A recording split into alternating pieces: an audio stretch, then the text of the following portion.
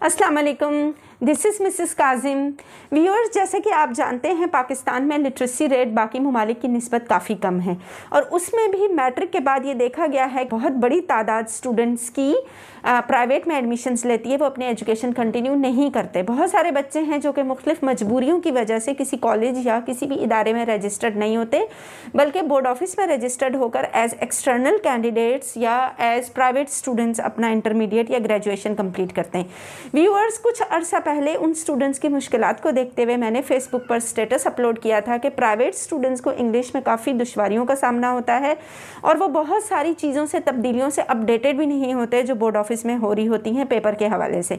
तो स्टूडेंट्स मेरे status upload करने के बाद बहुत सारे स्टूडेंट्स के रिप्लाइज भी आए, बहुत सारे बच्चों के मुझे मैसेजेस भी आए, मेल्स भी आई कि उनको जहाँ जहाँ जिन जिन एरिया में दुश्वारियाँ हैं मैं उनकी मदद कर दूँ। तो बिल्कुल व्यूअर्स, उन्हीं स्टूडेंट्स की, उन्हीं तलबा और तालबात की दुश्वारियों को हल करने के लिए मैंने ये वीडियो बनाई है। उसमें मुझसे कुछ बच्चों ने कहा कि उन्हें कुछ चैप्टर्स मुश्किल लग रहे हैं और उनके पास नोट्स नहीं हैं, कुछ पोएम्स हैं, कुछ प्ले के क्वेश्चंस हैं। तो व्यूअर्स, दर्जा बदर्जा ग्रेजुअली आहिस्ता आहिस्ता मैं सारी चीज़ें इंशाल्लाह आपको प्रोवाइड करूँगी। इस सिलसिले की आज ये पहली वीडियो है जिसमें मैं आपको कंटेंट एक्सप्लेन कर रही हूँ। मैंने कुछ क्वेश्चन आंसर्स कंपोज किए हैं और ये जो चैप्टर आज के लिए हमने चुना है इसका नाम है साइंस एंड सोसाइटी। ये आपकी प्रोज बुक में चैप्टर है और ये बोर्ड ऑफिस की तरफ से दिए गए रिड्यूस सिलेबस में शामिल है। रिड्यूस सिलेबस व्यूअर्स वो सिलेबस है जो कि कोरोना की पेश नज़र, क्योंकि कोरोना कोविड-19 के बायस काफ़ी अरसा तालीमी इदारे बंद रहे, काफ़ी अरसा छुट्टियां रहीं, इस वजह से बहुत सारे चैप्टर्स, बहुत सारे टॉपिक्स एलिमिनेट कर दिए गए, निकाल दिए गए और कुछ टॉपिक्स को आपके एग्ज़ाम्स के लिए हिस्सा बना दिया गया। उन जिन टॉपिक्स को आपके एग्ज़ाम्स के लिए सिलेबस का हिस्सा बनाया गया है उस सिलेबस को रिड्यूस सिलेबस कहते हैं और वो बोर्ड ऑफिस ने काफ़ी अरसा पहले इशू कर दिया। लेकिन प्राइवेट तलबा और तालबात, बेशतर प्राइवेट तलबा और तालबात इस बात से बेखबर हैं। उन्हीं के नोटिस में लाने के लिए, उन्हीं की मालूमात में इजाफे के लिए मैंने ये वीडियो बनाई है। I hope the video will be helpful. चले हम देखते हैं कि हमने कौन से क्वेश्चंस आज चूज़ किए हैं जो कि मैं समझती हूँ कि आपके लिए अहम है। ना सिर्फ ये कि आपको ये क्वेश्चन आंसर्स घर बैठे मिल जाएंगे, बल्कि मैं इनको एक्सप्लेन भी कर देती हूँ ताकि आपको प्रिपेयर करने में आसानी हो। ज़्यादा बेहतर तो स्टूडेंट्स ये होता है कि हर क्वेश्चन का आंसर तलबा और तालबात खुद कंपोज करें, समझ के खुद क्रिएट करें। लेकिन बहुत सारे स्टूडेंट्स को बहुत सारी दुश्वारियों का सामना है, वो कंपोज नहीं कर पाते। तो चलें, जो मैंने कंपोज किए आप ये देख लीजिए, इनको समझ लीजिए, इनको प्रिपेयर कर लीजिए, तो इंशाल्लाह they will help you a lot. देखिए क्वेश्चन नंबर 1 आप स्क्रीन पे देख सकते हैं। क्वेश्चन नंबर 1 है, What is the difference between objective thinking and prejudice thinking? देखिए, ये साइंस एंड सोसाइटी में एक बहुत अहम टॉपिक, एक बहुत अहम एलिमेंट डिस्कस किया गया है कि ऑब्जेक्टिव थिंकिंग और प्रेजुडिस थिंकिंग में क्या फ़र्क है। क्योंकि जैसा कि आप जानते हैं कि थिंकिंग सोच को कहते हैं, सोच कई किस्म की होती है। अब हम डिस्कस करेंगे कि ऑब्जेक्टिव थिंकिंग और प्रेजुडिस थिंकिंग में क्या फ़र्क है। Answer: Objective thinking means having the approach without any favor or bias. Objective का मतलब ये होता है कि जब आप अपनी ज़ात को बिल्कुल साइड पे रखकर बिल्कुल हकीकत पे, फैक्ट्स पे फोकस करें और जो आपको नज़र आए, जो सच नज़र आए, आप उसी सच को माने, जाने और उसी को आप प्रमोट करें, वो ऑब्जेक्टिव थिंकिंग कहलाती है। ऑब्जेक्टिव थिंकिंग में आपकी फीलिंग्स, आपका फेवरेटिज्म या आपका झुकाव नहीं होता। आप बिल्कुल न्यूट्रल होकर सच बात पे यकीन रखते हैं और सच बात को तरजीह देते हैं। Objective thinking means having the approach without any favour. जैसे कि लाइन नंबर 2 में आप देख रहे हैं, विदाउट एनी फेवर और बायस। बायस का मतलब होता है फेवरेटिज्म, झुकाव, यानी कि आप without any bias, without any तासुब, बगैर किसी झुकाव के आप सच फैसला करते हैं। It also means that the strict regard for the truth and reality, यानी कि इसका ये भी मतलब है कि आप बहुत स्ट्रिक्ट रिगार्ड करते हैं, यानी कि बहुत सख्ती से उस उसूल पर अमल करते हैं। For the truth and reality, आपका सारा का सारा फोकस सच और हकीकत पर होता है। Line number 3, accepting and treating the truth and facts without distortion. Distortion mean viewers and students, किसी चीज़ को चेंज कर देना अपने मतलब के लिए, अपने फ़ायदे के लिए, अपनी सोच के हिसाब से उसको तोड़ मोड़ देना, हकीकत को या हक़ाइक़ को तोड़ मोड़ देना जो कि आपको फ़ायदा दे सके।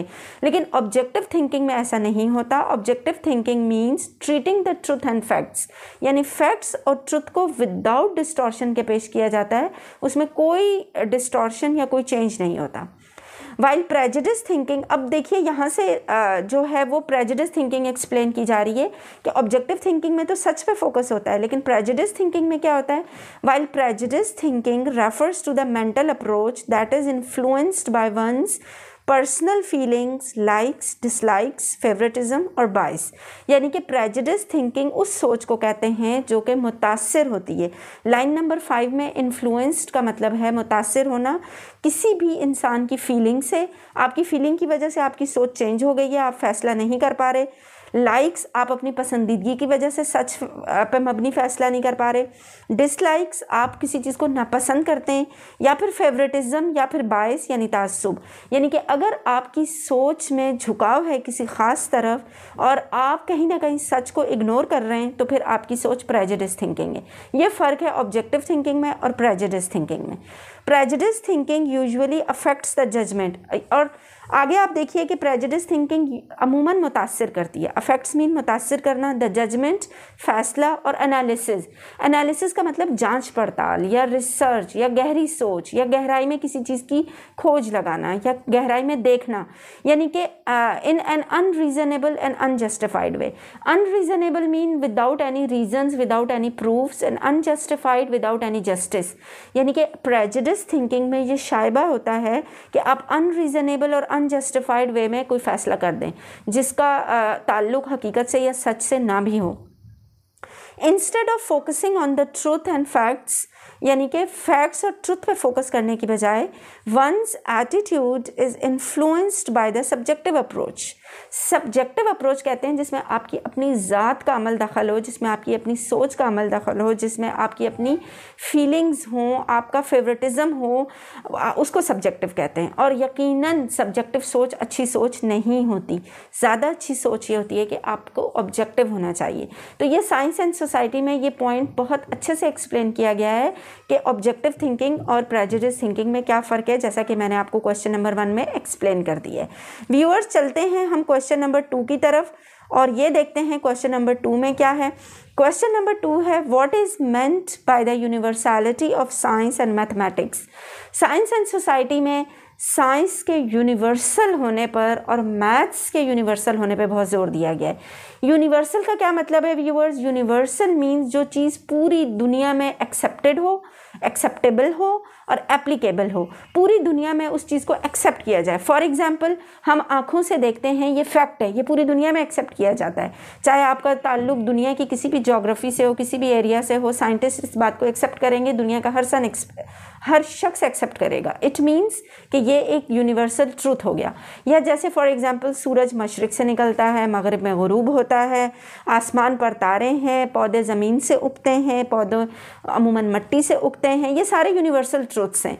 और मैथमेटिक्स और साइंस यूनिवर्सल है, यानी कि साइंस और मैथ्स में होने वाली बातें पूरी दुनिया में एक्सेप्ट की जाती हैं। आंसर हम देख लेते हैं। लाइन नंबर 1 में यूनिवर्सैलिटी अंडरलाइन है। यूनिवर्सैलिटी मैंने आपको बता दिया है। Universality means something accepted round the world, round the globe. Universality refers to the general acceptance of something on a larger scale by the entire world without any bias and favouritism. यानी universal truth वो truth होते हैं जो कि किसी बायस और favouritism से change नहीं हो सकते। बेशक आपको वो बात नहीं भी अच्छी लग रही, आप उस बात को नहीं भी फेवर कर रहे, मगर वो ऐसी हकीकत होगी कि वो हकीकत होगी, वो चेंज नहीं होगी। इसीलिए साइंस ने बहुत ज़्यादा तरक्की की है, क्योंकि साइंस में यूनिवर्सल ट्रुथ पे बात होती है। दुनिया में लोग किसी भी मज़हब से ताल्लुक़ रखते हों, किसी फ़िरके से ताल्लुक़ रखते हों, किसी ज़बान से ताल्लुक़ रखते हों, दुनिया की किसी हिस्से में भी रहते हों, वो साइंस के फिनोमेनास को एक्सेप्ट करते हैं, अप्रिशिएट करते हैं और अप्लाई करते हैं without any favouritism and without any bias. Line number 3 देखिए, what makes science and mathematics universal is their prime focus on truth and reality. Prime focus का मतलब होता है मेन फोकस, मेन तरजीह। ट्रूथ और रियलिटी है साइंस की। Science हमेशा सच पे मबनी बात करता है। साइंस के सब्जेक्ट साइंटिस्ट जो हैं वो अपनी फीलिंग्स या अपने फेवरेटिज्म को उसमें असरअंदाज नहीं होने देते अपनी एनालिसिस पर या अपने साइंटिफिक रिजल्ट्स पर, जिसकी वजह से साइंस ने तरक्की कर ली। अब वो बेशक प्रैक्टिकल या फिनोमेना अमेरिका में हो रहा है, इंग्लैंड में हो रहा है, फ्रांस में हो रहा है, यूरोप में हो रहा है, अफ्रीका में हो रहा है, रशिया में, चाइना में, wherever it is happening, you feel like accepting it and you accept it and you apply it because it benefits you in one way or the other way. In science and mathematics hypothesis यानी कि वो concept जो अभी practical से तो approve नहीं हुए लेकिन वैसे स्टेटमेंट आ गया है, थ्योरी आ गई है। कॉन्सेप्ट्स, थ्योरीज, आइडियाज़ और approach are not influenced by any bias. जैसा कि मैं पहले बता चुकी हूँ कि साइंस में इन्फ्लुएंस नहीं होती सोच या रिजल्ट नहीं इन्फ्लुएंस होता बायस और लाइक और डिसलाइक से। लाइक का मतलब पसंदीदगी, डिसलाइक का मतलब नापसंदीदगी। आप पसंद करें ना करें, आपको ये बात एक्सेप्ट करना पड़ती है कि पौधों के पत्ते जो है उनमें क्लोरोफिल होता है, ग्रीन सब्सटेंस होता है, ये पौधों के लिए खुराक तैयार करता है। ये एक यूनिवर्सल ट्रुथ है। आपकी इस बात को पसंद ना पसंद करने से कोई फ़र्क नहीं पड़ेगा, आपको साइंस के यूनिवर्सल ट्रुथ को एक्सेप्ट करना पड़ता है। The idea of science and mathematics from one corner of the world are whole heartedly accepted. Whole heartedly mean पूरे दिल से। लाइन नंबर 8, होल हार्टेडली, पूरे दिल से, यानी कि ये बिल्कुल पूरे दिल से एक्सेप्ट किया जाता है विदाउट एनी बायस और favouritism. In other corner of the world because their findings are not affected by any cultural, science के रिजल्ट कल्चर की वजह से या सोशल सोसाइटी की सोच की वजह से, रेशियल या फिर नस्ल की वजह से, रंगों की वजह से या फिर ज़बान की वजह से, पर्सनल इन्फ्लुएंस किसी इंसान की ज़ात की वजह से और पॉलिटिकल इन्फ्लुएंस या किसी सियासी वजह से चेंज नहीं होते। साइंस के नताइज प्रैक्टिकल्स के बाद, पूरे एक प्रोसेस के बाद फॉर्मुलेट किए जाते हैं और फिर उनको आपने अगर रॉन्ग प्रूफ करना है तो आपको भी प्रैक्टिकल के थ्रू आपको पूरा प्रूफ करना पड़ेगा कि ये रॉन्ग है, वरना आप अपने मज़हब की वजह से या अपने फ़िरके की वजह से या अपने रंग की वजह से या कल्चर की वजह से या माशरती अक़दार की वजह से आप साइंस के फिनोमिनास को रिजेक्ट नहीं कर सकते। So this is what is meant by the universality of science and mathematics. Science and mathematics are universal subjects and they are universal applications. Question number 3, what is meant by altruism? देखिए science and society के chapter में अमूमन exams में altruism पूछ लिया जाता है कि राइटर के क्या मतलब है, what does the writer mean by altruism. तो ऑल्ट्रुइज्म को हम देख लेते हैं। Altruism refers to selfless generosity, यानी कि ऑल्ट्रुइज्म एक वो इंसानी क्वालिटी है जिसे हम उर्दू में अमूमन सखावत कहते हैं। उर्दू में अमूमन हम सखी दिल या बहुत ज़्यादा वेलफेयरशिप का माइंड रखने वाले लोग जो होते हैं, जो दूसरों की भलाई रखने वाले माइंड वाले लोग होते हैं, उस क्वालिटी को ऑल्ट्रुइज्म कहा जाता है। Altruism refers to selfless generosity सखावत and feeling of welfareship for the humanity, यानी पूरी इंसानियत के लिए आपकी सॉफ्ट और पॉजिटिव फीलिंग्स होती हैं। आप हेल्प करना चाहते हैं, आप उनकी मिजरीज को और प्रॉब्लम्स को, इंसानों की मिजरीज और प्रॉब्लम्स को सॉल्व करना चाहते हैं। It is about big heartedness, ये बड़े दिल की बात होती है, एंड काइंडनेस, मेहरबान दिल की बात होती है, टुवर्ड्स ह्यूमन बींग्स, दूसरे इंसानों की तरफ। It is a beautiful human trait, ये एक बहुत खूबसूरत इंसानी खासियत है, बहुत खूबसूरत इंसानी किरदार है। दैट अल्टीमेटली, लाइन नंबर 4 में अल्टीमेटली का मतलब है आखिर में, that ultimately results into a peaceful society, जो कि आखिर में एक पुरअमन सोसाइटी को तश्कील देने का बायस बनता है। जाहिर है अगर माशरे में सब लोग अपनी नेमतों को शेयर करने की आदत डाल लेंगे तो यकीनन सोसाइटी में या माशरे में अमन होगा, माशरा खूबसूरत होगा। Those who possess the quality, यानी वो लोग जो ये क्वालिटी रखते हैं, पजेस लाइन नंबर 5, रखना या होना। Those who possess the quality of altruism help the society and create happiness and goodness for others. ऐसे लोग जिनमें altruism होता है वो मुआशरे के लिए happiness and goodness क्रिएट कर रहे होते हैं। happiness यानी खुशी, goodness यानी अच्छाई, वो मुआशरे में अच्छाई और भलाई का बायस होते हैं। The quality of altruism certainly minimizes problems and miseries of the helpless society.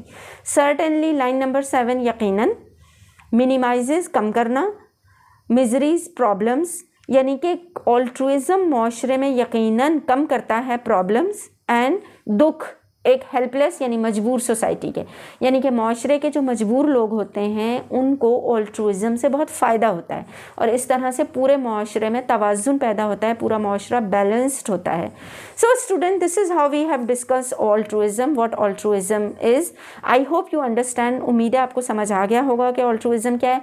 अगर आपके एग्जाम्स में ऑल्ट्रुइज्म पूछ लिया जाए तो आपको ये कॉन्सेप्ट्स हेल्प करेंगे, आप ये आंसर प्रिपेयर कर सकते हैं। Okay viewers, let's move towards the next question. Question number 4. What are the 3 characteristics of modern science? देखिए व्यूअर्स, मॉडर्न साइंस ने जितनी तरक्की की है, this is quite amazing for us, this is wonderful and certainly it brings us a lot of miracles. जो modern science है वो हमें बहुत सारे दिन ब दिन डेली मौजे ला के दिखा रही है and sometimes we don't feel like believing. हम बिल्कुल यकीन भी नहीं कर पा रहे होते कि ऐसा भी पॉसिबल है. इतनी जिद्दत, इतनी तब्दीलियाँ, इतने changes and sometimes we are startled. हम हैरान हो जाते हैं. We are startled by the new innovations, new discoveries and new gadgets. इतनी तरक्की हो रही है. तो वो कौन से 3 कैरेक्टरिस्टिक्स हैं जिनकी वजह से मॉडर्न साइंस ने इतनी तरक्की की है? हम क्वेश्चन नंबर 1 और 2 में डिस्कस कर चुके हैं कि साइंस की तरक्की की सबसे बड़ी वजह यूनिवर्सैलिटी है, कि इसको पूरी दुनिया में एक्सेप्ट किया जाता है, इसको तरक्की का मौका मिल जाता है. आइए हम आगे देखते हैं कि उसके कौन से 3 फीचर्स हैं जिसकी वजह से साइंस ने तरक्की की है. लाइन नंबर 1 देखिए. According to the author of Science and Society, 3 features. Point number 2 देखिए. फीचर्स का मतलब क्वालिटीज़, खुसूसियात. Have been the reason for the amazing progress of science since the 17th century. तकरीबन 17वीं सदी से जो साइंस की तरक्की को जो पर लगे हुए हैं वो आसमान की तरफ, बुलंदियों की तरफ जाए जा रही है. स्पेस देखिए आप, अंडरग्राउंड्स देखिए आप, केमिस्ट्री देखिए, फिजिक्स देखिए आप, मेडिकल टेक्नोलॉजी देखें आप, कोई सी भी फील्ड उठा के देख लें, आप अमेज्ड हो जाएंगे. You will be surprised and startled. So you will be dumbfounded. आप स्पीचलेस हो जाते हैं साइंस की तरक्की देखकर. तो 17th सेंचुरी से ये सिलसिला जारी है. अब उसमें रोल क्या है, साइंस में ऐसी क्या बात है? द फर्स्ट फीचर, पहली बात यह है, is to develop the scientific attitude of mind based on objective thinking. सबसे पहली बात यह है कि साइंस की तरक्की के लिए साइंटिफिक एटीट्यूड ऑफ माइंड चाहिए होता है. साइंटिफिक एटीट्यूड ऑफ माइंड का क्या मतलब है? Objective thinking. ऑब्जेक्टिव थिंकिंग हम पहले एक्सप्लेन कर चुके हैं कि वो सोच जिसमें फेवरेटिज्म ना हो, जो सच पे यकीन रखे, वो ऑब्जेक्टिव थिंकिंग कहलाती है. द सेकेंड फीचर, दूसरी खुसूसियात of science is the development of useful instruments for observation. Science की कामयाबी का दूसरा राज ये है कि जो इंस्ट्रूमेंट्स हैं, जो आलात हैं, वो बहुत महारत से तैयार किए गए हैं फॉर ऑब्जर्वेशन एंड मेजरमेंट, जिनसे ऑब्जर्वेशन बहुत आसान हो गई है. फॉर एग्जाम्पल, आज आप मेडिकल की दुनिया में देखें, आपका बुखार नापने के लिए थर्मामीटर मौजूद है, आपके अल्ट्रासाउंड करने के लिए आपकी बॉडी के अंदर क्या चल रहा है, एक्सरेज एंड अल्ट्रासाउंड मशीन्स मौजूद हैं, इतने सारे लैब टेस्ट हैं, उनके लिए सबके लिए अपरेटस है, इंस्ट्रूमेंट्स हैं. यानी कि साइंस का बहुत दारोमदार इंस्ट्रूमेंट्स और ऑब्जर्वेशन पर है. फिर उनसे आपकी रिपोर्ट्स आती हैं, आपका इलाज शुरू हो जाता है और आप दुख दर्द से बाहर निकल आते हैं. एंड द थर्ड रीज़न, और तीसरा reason for the striking progress, यानी कि बेइंतहा बेहतरीन तरक्की of science is the effective use and involvement of mathematics and calculation. तीसरा पॉइंट व्यूअर्स, साइंस की तरक्की का या तीसरा राज जो है वो मैथ्स का बहुत अच्छा इस्तेमाल है. अगर आप मैथ्स और कैलकुलेशंस जो हैं वो ना करें, साइंस में मैथ्स का इस्तेमाल ना करें, तो you will not reach any calculation, you will not be able to do anything due to these 3 reasons. ये 3 रीजन जो क्वेश्चन नंबर 4 के आंसर में एक्सप्लेन हुए है, इन्होंने मदद की है साइंस को ग्रो करने में एंड सक्सीडेड अमेजिंगली, जिसकी वजह से साइंस जो है वो अमेजिंगली, हैरत अंगेज तौर पर साइंस ने तरक्की की है. Okay viewers, I hope you understand question number 4. हम चलते हैं क्वेश्चन नंबर 5 की तरफ. ये भी साइंस एंड सोसाइटी के कुछ अहम सवालात में से एक अहम सवाल है. This is also one of the important questions of science and society. ये भी अमूमन इम्तिहान में दिया जाता है, और क्योंकि मेरा फोकस इस वीडियो का प्राइवेट स्टूडेंट्स को फैसिलिटेट करना है, तो उनको अमूमन नहीं समझ आ पाता, उनको प्रॉब्लम होती है. तो चलें डिस्कस कर लेते हैं. What does values mean by the author of science and society? देखें, साइंस एंड सोसाइटी के चैप्टर में ऑथर ने, यानी कि मुसन्निफ ने, वैल्यूज़ का वर्ड यूज़ किया है, और वैल्यूज़ से मुताल्लिक क्या वो कहना चाह रहे हैं. अकॉर्डिंग टू राइटर जो है वो वैल्यू क्या है, किसे कहते हैं value? Answer, the word value means a certain quality. Certain means खास, क्वालिटी मीन्स खसूसियत, ट्रेट भी क्वालिटी को कहते हैं, और कैरेक्टरिस्टिक. लाइन नंबर 2 में देखिए, characteristic that has a standard acceptance, in the society, यानी कि वो खासियत जो पूरी सोसाइटी में एक्सेप्ट की जाए और उसको बड़ी पॉजिटिवली लिया जाए, उसे वैल्यू कहते हैं। For example, speaking the truth is a great value, सच बोलने वाले को सब पसंद करते हैं। ईमानदार, honesty is a great value. Respecting elders is a great value. Helping others is a great value. ये सारी वैल्यूज़ हैं जो सोसाइटी में स्टैंडर्ड एक्सेप्टेंस रखती हैं, यानी कि उन्हें एक्सेप्ट किया जाता है, कबूल किया जाता है। A specific set of human values, line number 3 में स्पेसिफिक का मतलब है ख़ास, मखसूस। Set of human values make individual and the society civilised. Individual means शख्स, एक शख्स, and the society civilised. Line number 4 में आप देखिए, सिविलाइज्ड वर्ड का मतलब है महज़िब, यानी कि कुछ खुसूसियात इंसानों को महज़िब बनाती हैं, जानवरों से मुमताज़ करती हैं, आपका रहन सहन बताती हैं, वो क्वालिटीज़ वैल्यूज़ कहलाती हैं। There is a set of values that add to the peaceful and conducive environment. Conducive मतलब जो आपको सूट करे, जो आपके लिए आपको फेवर करे, आपके लिए सुकून का बायस हो। तो जब आपकी सोसाइटी में लोग वैल्यूज़ को फॉलो करते हैं तो आपकी सोसाइटी सिविलाइज्ड होती है। Some values the author considers essential, essential का मतलब ज़रूरी, कंसीडर्स का मतलब समझना, गौर करना, यानी कि ऑथर मुसन्निफ कुछ क्वालिटीज़ को ज़रूरी समझते हैं। फॉर अ जस्ट का मतलब होता है इंसाफ पर मबनी। हेल्दी, सेहतमंद एंड प्रोग्रेसिव सोसाइटी, तरक्की करने वाली सोसाइटी, यानी कि कुछ वैल्यूज़ को राइटर समझते हैं कि ये माशरे में तरक्की करने के लिए बेइंतहा ज़रूरी हैं। वो कौन कौन सी वैल्यूज़ हैं व्यूअर्स, गौर से सुनिएगा। ये वैल्यूज़ अक्सर एग्जाम्स में पूछ ली जाती हैं। उन वैल्यूज़ में है हैप्पीनेस, खुशी, गुडनेस, अच्छाई, भलाई, ब्यूटी, खूबसूरती, यानी कि फीलिंग्स की खूबसूरती, सोच की खूबसूरती। इस खूबसूरती का मतलब अपेरेंट खूबसूरती नहीं है, ज़ाहिरी दिखने वाली खूबसूरती नहीं, सोच की, किरदार की खूबसूरती। करेज, हौसला, एडवेंचर, बहादुरी, जस्टिस, इंसाफ, ऑल्ट्रुइज्म, सखावत, फ्रेंडशिप, दोस्ती, लव ऑफ फैमिली, अपने फैमिली के लिए लव होना, उनकी जिम्मेदारी उठाने का जज्बा होना, लव ऑफ कंट्री, अपने मुल्क से मोहब्बत होना। ये कुछ वैल्यूज़ हैं। वैसे तो राइटर ने काफ़ी सारी वैल्यूज़ का जिक्र किया है, लेकिन मैंने आंसर में मेन मेंशन किए हैं। All these values enter into a man's conception. ये सारी वैल्यूज़ इंसान की सोच में दाखिल हो जाती हैं, इंसान की सोच का हिस्सा बन जाती हैं। और what is good personal life with in a good society, और फिर माशरा पूरा एक अच्छा माशरा या गुड सोसाइटी कहलाता है। हर इंसान इन सारी वैल्यूज़ को अडॉप्ट कर ले, the overall society will be good.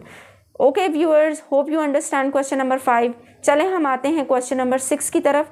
ये भी इम्तिहान में दिए जाने वाले सवालों में से एक अहम सवाल है और इम्पॉर्टेंट है और अमूमन पूछा जाता है।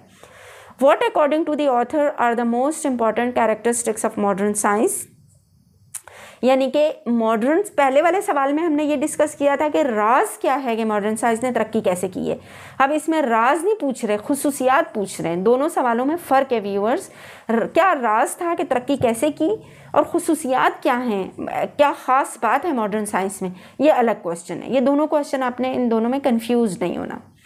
The universality of science and mathematics account very largely for the amazing progress of science in modern times, यानी कि इस जदीद दौर में साइंस की यूनिवर्सैलिटी और मैथ्स का इस्तेमाल साइंस की कामयाबी का राज है। Line number 3, one of the major reasons for the progress of science is that a discovery published on one side of the world is rapidly accepted and applied by scientists on the other, यानी कि कोई भी discovery होती है, कोई नई बात पता चलती है, वो रैपिडली मतलब बहुत तेज़ी से पूरी दुनिया में फैल जाती है और वो दुनिया के दूसरे कॉर्नर तक पहुंच जाती है और साइंटिस्ट उसको एक्सेप्ट भी कर लेते हैं। Very effective team work is possible. दूसरी खास बात साइंस में ये है कि टीम वर्क बहुत अच्छा होता है। टीम में काम करने वालों को इससे कोई मतलब नहीं होता कि हम सब किस मज़हब से ताल्लुक़ रखते हैं, किस फ़िरके से, किस ज़बान से, किस लैंग्वेज से, किस रंगो नस्ल से। सबका फोकस ऑब्जेक्टिव होता है, काम होता है और उस काम पे फोकस करके अच्छा टीम वर्क होता है। Team work is possible for members of a team of research workers. Modern science has gain huge success, यानी कि लाइन नंबर 7 में देखिए, साइंस ने एक बहुत बड़ी कामयाबी हासिल की है because of its objective approach, जो कि हम पहले डिस्कस कर चुके हैं, based on observation, evidence and effective use of maths. देखिए साइंस 3 उसूलों पर काम करती है। ऑब्जर्वेशन, यानी कि पहले ऑब्जर्व किया जाता है, फिर एविडेंस, फिर सबूत इकट्ठे किए जाते हैं अपनी ऑब्जर्वेशन को सपोर्ट करने के लिए, और फिर एक प्रोसीजर फॉलो किया जाता है, and then effective use of mathematics, फिर कैलकुलेशन के लिए मैथ्स का इस्तेमाल किया जाता है। ये सारे पॉइंट्स जो हैं वो साइंस को कामयाब करते हैं। तो व्यूअर्स, ये थे कुछ इंपॉर्टेंट कैरेक्टरिस्टिक्स ऑफ साइंस। अगर आपका ये क्वेश्चन एग्जाम्स में आता है तो आप ये आंसर लिख सकते हैं। Let's come towards answer number 7, question 7। According to the author, what contribution can be made by science to the welfare of the society, और how can science be applied to solve social problems. Students, ये science and society का सबसे important point है और writer का focus तकरीबन इसी बात पर है। समझ ले, पूरा चैप्टर इसी बात को एक्सप्लेन करने के लिए लिखा गया है कि साइंस ने साइंसी मैदान में तो बहुत तरक्की की है, जहाँ गैजेट्स हैं, जहाँ मेडिकल अप्लायंसेज हैं, मेडिकल टेक्नोलॉजीज़ हैं, जहाँ स्पेस टेक्नोलॉजी है, जहाँ कंप्यूटर टेक्नोलॉजी है, वहाँ सब जगह साइंस कामयाब है। लेकिन इंसानी ज़िंदगी, पर्सनल लाइफ, इंसानी रवैयों को साइंस के थ्रू कैसे बेहतर बनाया जा सकता है, क्योंकि साइंसी तरक्की का ग्राफ एक तरफ ऊपर जा रहा है तो इंसानी मायार, इंसानी रवैयों का मायार दूसरी तरफ नीचे आ रहा है। तो how can we improve our daily life, how can we bring happiness to our daily life through the application of scientific attitude और साइंस, और how can science help us make our life better. हमारी ज़िंदगी सहूलियात के हिसाब से हटकर रवैयों और जहनी सुकून के लिए कैसे साइंस हमारी मदद कर सकती है। चलिए देखते हैं हमने क्या आंसर कंपोज किया है। Science has contributed enormously. Contributed का मतलब होता है हिस्सा डालना अपना, इनॉर्मसली का मतलब होता है बहुत बड़े लेवल पर। साइंस ने दुनिया की तरक्की और सुकून में बहुत बड़ा हिस्सा डाला है। To the comfort and interest of modern living. Comfort का मतलब सहूलियात, सुकून, आराम। आपको आरामदेह ज़िंदगी देने में साइंस ने बहुत काम किया है। Line number 2, science is doing much to cure the social and political ills. यानी कि साइंस, क्योर का मतलब होता है लाइन नंबर 2 में इलाज करना या सोल्यूशन लाना। Science is doing much to cure, यानी साइंस इसका भी बहुत ज़्यादा इलाज कर रही है या इसके भी बहुत ज़्यादा सोल्यूशंस ला रही है सोशल एंड पोलिटिकल इल्स, मुआशरती और सियासी बुराइयों के भी। It is doing much to diminish the social levels of poverty and disease. यानी कि साइंस जो है वो मुआशरे से गुर्बत, बुराइयाँ और बीमारियां मिटाने में बहुत अहम किरदार अदा कर रही है। Science can also help us wipe out social issues. और साइंस से बहुत सारी माशरती बुराइयां भी ख़त्म हो जाती हैं। यानी कि सहूलियात अपनी जगह, लेकिन माशरती बुराइयां भी ख़त्म हो सकती हैं if we start treating social, political and economics problems with unprejudiced objectivity. यानी कि अगर हम माशरे में मज़हब, फ़िरका, लैंग्वेज या रवैयों में वही सोच ले आएँ जो हम साइंस का काम करते हुए सोच का इस्तेमाल करते हैं। वो कौन सी सोच है? लाइन नंबर 6 में देखिए, वो है अनप्रेजुडिस्ड ऑब्जेक्टिविटी। अनप्रेजुडिस्ड का मतलब फेवरेटिज्म से पाक, ऑब्जेक्टिविटी का मतलब हक़ाइक़ पर नज़र रखना। यानी कि हम रोज़मर्रा ज़िंदगी में भी हक़ाइक़ पर नज़र रखने वाली सोच ले आएँ तो साइंस की दुनिया की तरह हमारे रवैयों की दुनिया भी इम्प्रूव कर जाएगी। एंड स्ट्रिक्ट रिगार्ड, यानी कि अगर हम बहुत ज़्यादा मद्देनज़र रखें फॉर द ट्रुथ, सच को, तो हम भी साइंस के साथ साथ हमारे रवैये भी तरक्की करेंगे। If we apply the scientific approach, line number 7, if we apply the scientific approach of objectivity in everyday life, many quarrels will die down. Line number 8 बहुत इंपॉर्टेंट है व्यूअर्स। मैनी कॉरल्स, कॉरल्स का मतलब झगड़े, corals झगड़े, will die down ख़त्म हो जाएंगे। Die down ख़त्म हो जाना, यानी कि बहुत सारे झगड़े ख़त्म हो जाएंगे अगर साइंस की तरह हम ऑब्जेक्टिव हो जाएं। अपनी सोच को हमें साइड में रखना या इग्नोर करना आ जाए और सच पर हमें फोकस करना आ जाए तो हम भी तरक्की कर लेंगे इंशाल्लाह। पॉइंट नंबर 8 और question number 8, according to the author what 3 elements education must necessarily contain. जी, इस चैप्टर की कंक्लूजन राइटर ने की है कि साइंस तो अपनी जगह, लेकिन ओवरऑल जो एजुकेशन है, ओवरऑल जो दुनिया में तालीम है, उसमें कौन से 3 एलिमेंट ज़रूर होने चाहिए जिसकी वजह से मशरिक़ हो, मगरिब हो, अफ्रीका हो, दुनिया के कौन सा भी ख़ित्ता हो वो तरक्की करेगा। एजुकेशन देखिए बहुत प्राइम फैक्टर है किसी भी सोसाइटी को बूस्ट करने में, अपलिफ्ट करने में। But all the societies in the world are not boosting, are not uplifting their standards. So what might be the reasons? आइए देखते हैं answer. Line number 1, according to the author of science and society, यानी science and society के मुसन्निफ के मुताबिक 3 elements education must contain, यानी कि 3 एलिमेंट्स, 3 फैक्टर्स, 3 अनासर, 3 बातें, 3 पॉइंट्स होने चाहिए एजुकेशन में। वो कौन से 3 पॉइंट्स हैं? Are that education must be blended with modern science, scientific method and its mental attitude. यानी कि आप कोई सी भी फैकल्टी चूज़ करें या स्टूडेंट कोई सी भी फैकल्टी चूज़ करे, उसको साइंस लाजमी पढ़ाई जाए और उसका मेंटल एटीट्यूड साइंटिफिक एटीट्यूड में तब्दील कर दिया जाए। यानी कि उसको सच पे फोकस करना आ जाए, उसको एविडेंस की आदत हो, उसकी ऑब्जर्वेशन की आदत हो, वो बातें जो साइंस में हैं वो उसके रवैये में आ जाएं। The second feature education must contain is that it should create intellectual and imaginative awareness। यानी कि एजुकेशन सिर्फ आपकी मार्कशीट में आपके नंबरों की सूरत में ना हो, बल्कि एजुकेशन की कंप्लीट होने पर आप में इंटेलेक्चुअल एंड इमेजिनेटिव अवेयरनेस आ चुकी हो। पॉइंट नंबर 5, लाइन नंबर 5 में देखिए, इंटेलेक्चुअल का मतलब होता है जहनी सलाहियत सोचने समझने की। इमेजिनेटिव यानी कि आप ठीक ठाक क्रिएट कर सकें। इमेजिनेशन यहाँ पर वो मतलब नहीं है कि ख्याली पुलाव, यहाँ पर इमेजिनेशन का मतलब है क्रिएटिविटी, एक से एक आपका आइडिया आपके माइंड क्रिएट करे, नई नई बातें, जिद्दत, newness, novel ideas. Point line number 6 में देखिए, the values which underline human believes, motives and conducts. यानी कि वो सोच जो कि आपके यकीन को भी बदल दे, आपके मोटिव्स यानी इरादों को भी बदल दे, एंड कॉन्डक्ट को भी यानी रवैयों को भी बदल दे। व्यूअर्स, यहाँ पर मैं आपको एक बात बताती चलूँ कि जब हम कॉन्डक्ट कहते हैं तो इसका मतलब रवैये होते हैं और इसकी प्रोनाउंसिएशन कॉन्डक्ट होती है। लाइन नंबर 7 में देखिए, ये वर्ड कॉन्डक्ट मैं पढ़ रही हूँ, लेकिन इसी वर्ड को हम कंडक्ट भी पढ़ते हैं जब हम इसे वर्ब के तौर पर यूज़ करते हैं। जब हमारे मीनिंग ये होते हैं कहने के कि किसी चीज़ को ऑर्गेनाइज करना, किसी चीज़ को कैरी आउट करना, कोई काम करना, हम कोई एक्सपेरिमेंट कंडक्ट कर रहे हैं, कोई फंक्शन कंडक्ट कर रहे हैं, जब हम इसको वर्ब के तौर पे यूज़ करेंगे तो it will be conduct, but when it is noun so it is conduct. The third feature of education, तालीम में तीसरा पॉइंट क्या होना चाहिए? The third feature of education according to the author, मुसन्निफ के मुताबिक, should be the teachings of religion and humanities. Author का कहना है कि मज़हब और अखलाकियात पढ़ाना भी बहुत ज़रूरी है और पढ़ना ज़रूरी है।